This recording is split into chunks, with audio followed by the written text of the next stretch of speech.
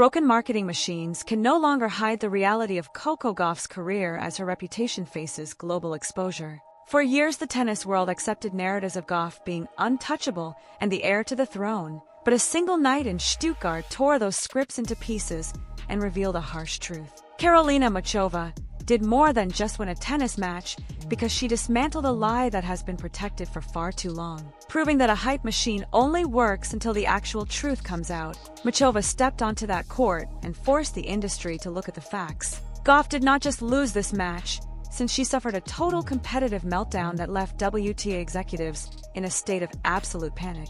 This was never a close battle between two equals, but rather a professional execution of a flawed game plan that Muchova exploited perfectly. Muchova looked at the girl who had bullied her for 7 consecutive matches and decided the era of intimidation was over. Data from this match confirms that Gauff possesses no answer when her speed is neutralized by superior shot-making. Disaster struck the Gauff camp during a first set that revealed every technical flaw they worked so hard to conceal from the public.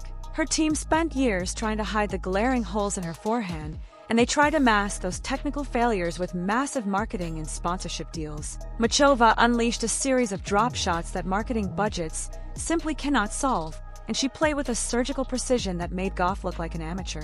Every time Gauff attempted to reset the point, she met a deeper and more aggressive response that forced her into uncomfortable positions. Frustration surfaced on Gauff's face for everyone in the stadium to see, and this represented the look of a player who realized her safety net had been cut away. Answerless eyes turned toward her coaching box, but her team found nothing to offer because they failed to evolve her game while the rest of the tour studied her weaknesses. Muchova did not need luck when she possessed a brain and a racket, and she used both to expose Gauff as a player drowning in her own expectations. Quarter-final exits are starting to define Gauff's 2026 season, as this loss marks the continuation of a drought she cannot seem to escape. Pressure has become an enemy she cannot handle, and now she can no longer claim any dominance over a player like Muchova. Stuttgart's scoreboard looked more like a crime scene than a professional match, and that happened because Muchova broke Gauff's serve at will throughout the evening. Muchova moved her opponent from corner to corner until Gauff's legs simply gave out, which meant the fitness advantage Gauff once relied on is no longer enough to win at the highest level. The industry has finally caught up to her while other players figured out the puzzle of her movement. Muchova provided a blueprint for the rest of the tour to follow, and now every player in that locker room knows that attacking Gauff's forehand causes her to fold. Fact-based analysis confirms the systemic failure of Gauff's game despite the WTA's desperate attempts to shield her with primetime scheduling. Stuttgart's clay acts as a truth serum because it is slow and punishing, and it requires more than just running fast to secure a victory. Gauff exhibited neither shot-making nor mental fortitude, while Muchova delivered a masterclass in variety and precision.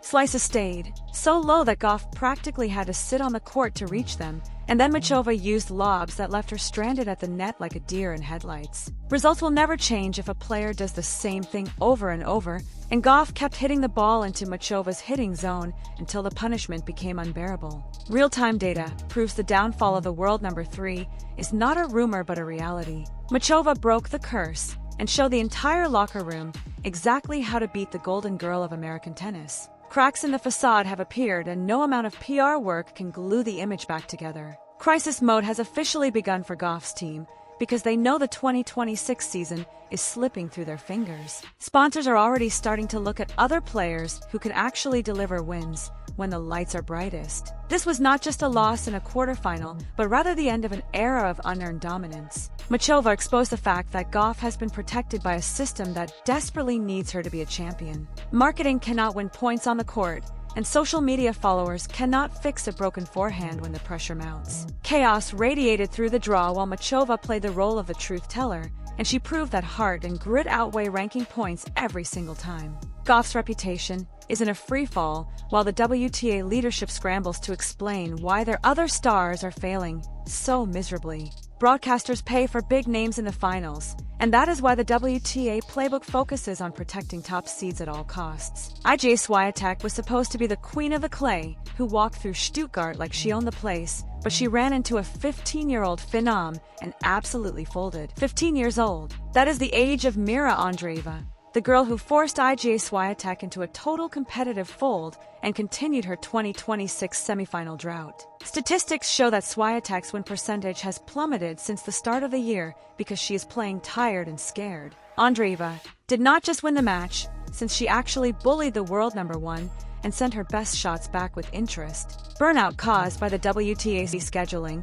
is the only reason Swiatek looks like a shell of her former self. Greedy executives forced these girls to play back-to-back tournaments with zero rest, and the result is a top-ranking list that looks more like a hospital ward. Swiatek's movement turned sluggish, and her eyes stayed glazed over throughout the match. Steve Simon and the executive board are the villains here because they ignore the physical toll of the tour for a few extra dollars in ticket sales. Quantity has been valued over quality, and now Swiatek is a victim of that broken system. Losing to Andreeva was an inevitability rather than an upset because the industry is already distancing itself from the idea that Swiatek is unbeatable. New faces like Andreeva are attracting sponsors while Swiatek is left to pick up the pieces of a shattered season. Fans are starting to see through the lies and realize that the top players are being pushed to the point of breaking. Quality of tennis goes into the asterisk when players are this exhausted, and Swiatek's meltdown is the loudest alarm bell the sport has heard yet. If the world number one cannot handle the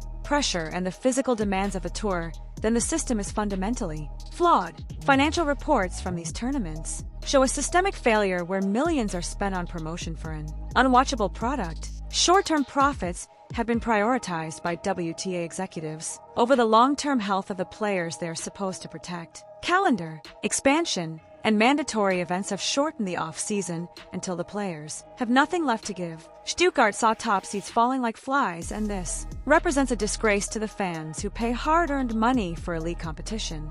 One-sided beatdowns and mental collapses are all the fans get in return for their loyalty. Life or death stakes to find Elena Rybakina's match against Leylah Fernandez as the world number 4 fought to avoid the same embarrassment as her peers. Fernandez played like a woman, possessed while trying to score another win for the underdogs against the divas of the tour. Rybakina looked defeated and down in the second set, but she refused to surrender like Gauff and Swiatek did earlier that day. Fatigue and terrible court conditions could not stop her from pulling off an epic comeback. Fueled by pure spite, Rybakina knew that if she lost, the WTA would have no stars left in the tournament to sell to the public.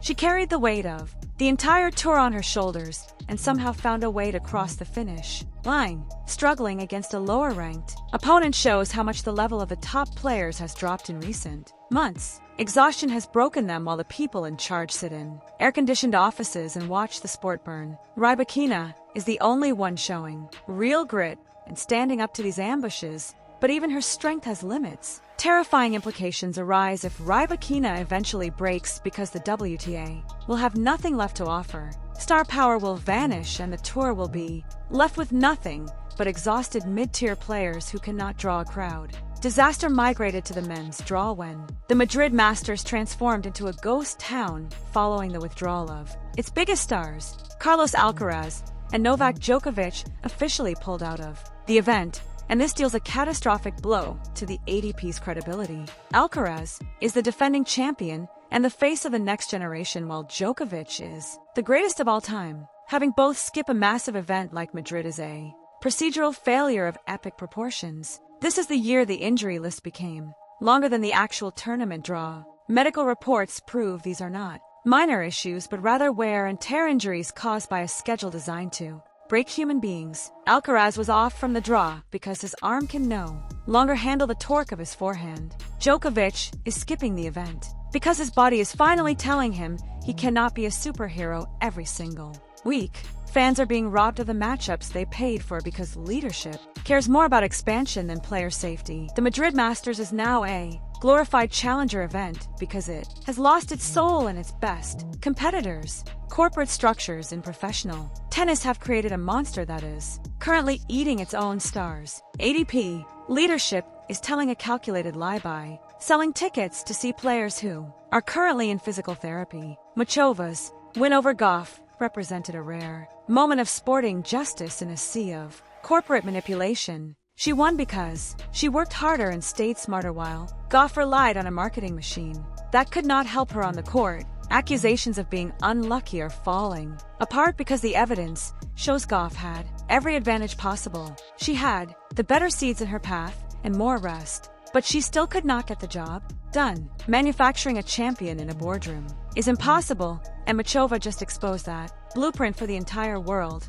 Taking away Gauff's confidence effectively takes away her entire game, and now the American star faces a reputation crisis that could take years to repair. Sponsors have gone quiet, and her fans are left making excuses for a performance that was inexcusable. Muchova finally stood tall on the red clay while Gauff crumbled, and this is the moment the narrative changed forever. Media outlets can no longer pretend Gauff is in a league of her own when Muchova has proven she can be beaten by anyone with the courage to stand their ground. Implications for the rest of the season are massive as Muchova transitions from a dark horse into a legitimate giant slayer. Swiatek is no longer a queen but a target for the rest of the tour to attack. WTA leadership has lost control, and they are presiding over a tour where stars are either injured or losing to teenagers. Downfall has begun for the elite, and fans are tired of hearing meltdowns framed as learning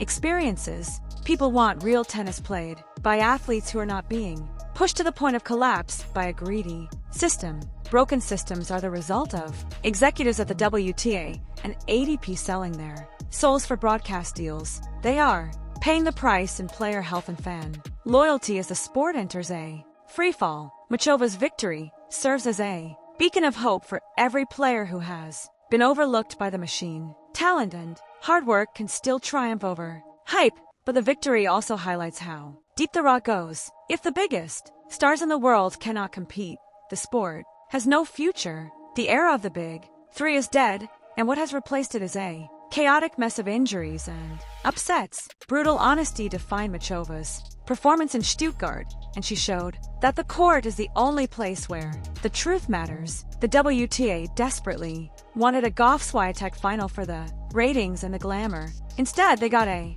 Muchova masterclass and a Swiatek breakdown that exposed the reality they have been trying to hide. The industry is already shifting because the media is no longer making excuses for these failures. People are starting to ask the real questions about why these players are so exhausted and why their techniques are failing under pressure. Documents prove the WTA has no plan to address these issues and is simply hoping for a magical recovery. Fans are the ones who suffer the most when they pay for tickets and get a depleted field in return. Muchova's victory was the only thing that saved the Stuttgart tournament from being a total disaster. She provided the drama and the quality that the top seeds were too exhausted to offer. Moments like this remind us why we watch the sport, and it is not for social media posts or sponsorships. We watch for the battle on the court where an underdog can finally stand up to a bully and win. Gauff thought she destroyed Muchova, but she only destroyed herself.